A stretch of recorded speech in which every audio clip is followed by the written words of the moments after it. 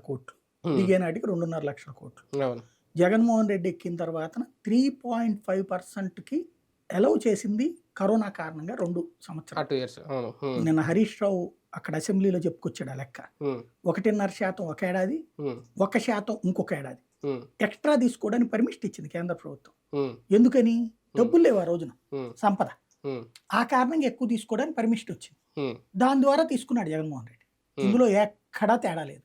హ్మ్. ఎఫ్ఆర్‌బిఎం నిబంధనలు ఉల్లంఘించలేదు. లేకపోతే అసలు ఆ దిశకి నీకు అప్పు తీసుకోవడానికి పర్మిషన్ ఇయ్యదు.